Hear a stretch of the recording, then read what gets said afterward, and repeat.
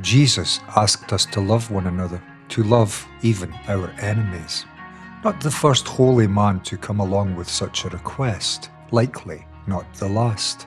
What does the word love point towards? The word is never the thing.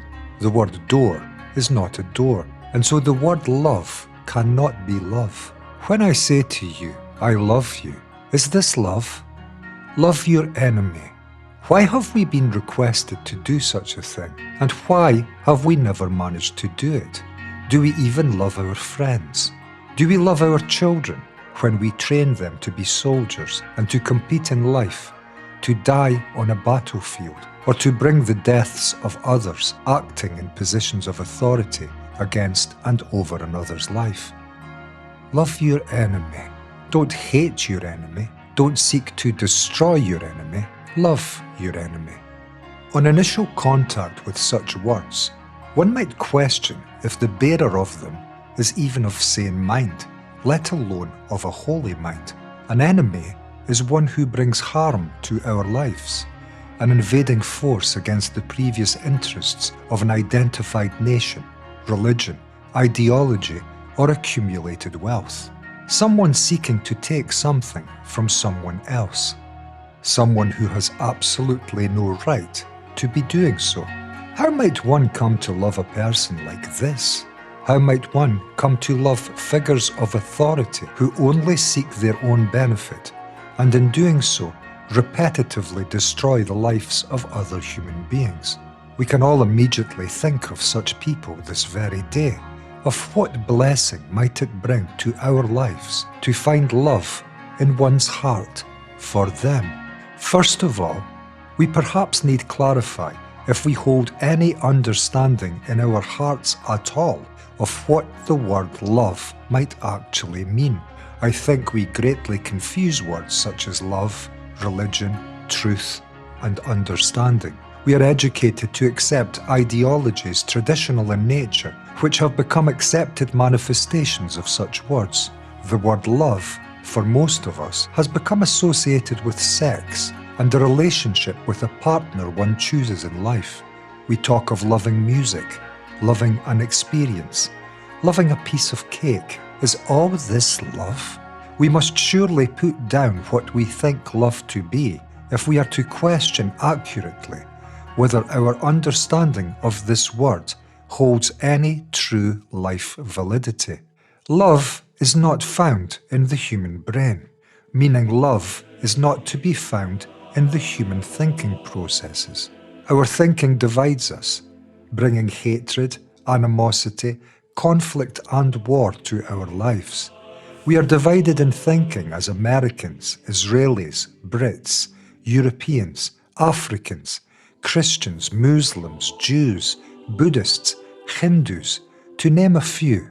Is love capable in a divided mind? We carry fears inwardly.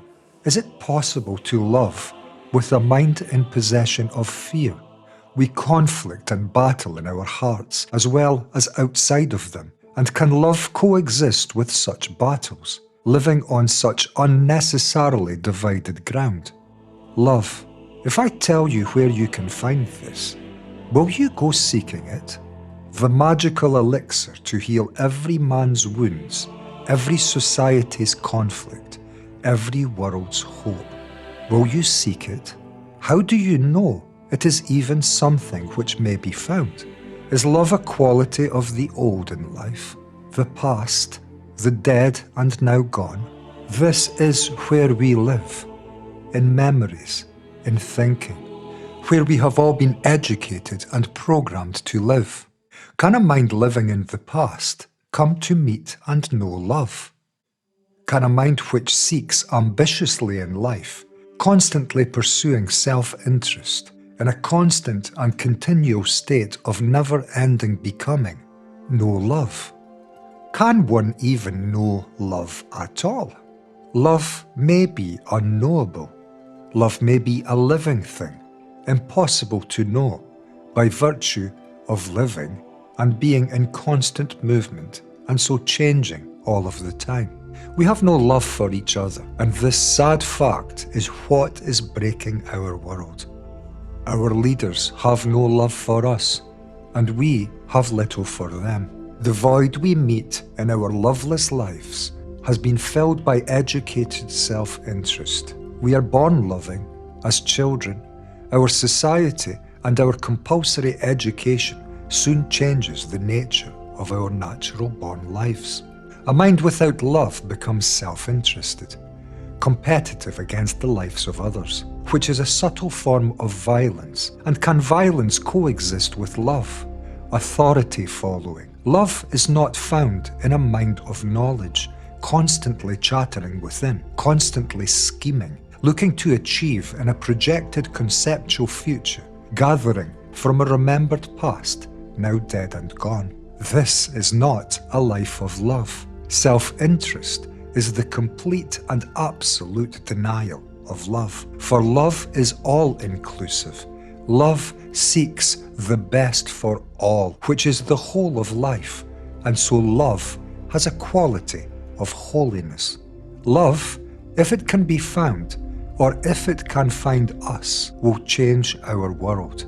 This is the only thing which will ever be in position to do so. Religion is the quality of living a life in love, and so religion revolutionizes the hearts and minds of man. The road to love may have been dramatized in the telling of the crucifixion of Christ. What man can come to meet love other than through the destruction of the life he led previously? What man can meet love without being reborn in life, without passing through the death of what he has previously been? Can the old find love, or does love demand an ending to the old? Is love to be found as we find wealth in a planned journey towards a prized goal? Is love a matter of pursuit into a conceptual future? Or is love the denial of all inward time, found only in this creative moment, in this loving and creative, beautiful universe when all time-based pursuits of psychological becoming have completely ended? What was the love Christ alluded to in the request that we love even our enemies? Love is found in silence, in a coming to meet a completely silent mind. One comes to find love. Love is the meeting of life with the whole of the mind, without a single movement inwardly, distracting a holistic view of one's life and the magnificent and mysterious universe one stands within and is a part of. Love is silence, and the understanding of meeting a silent mind demands one's own persistent investigation into why your mind has never been silent. From the days of your schooling, you have been chattering inwardly to yourself.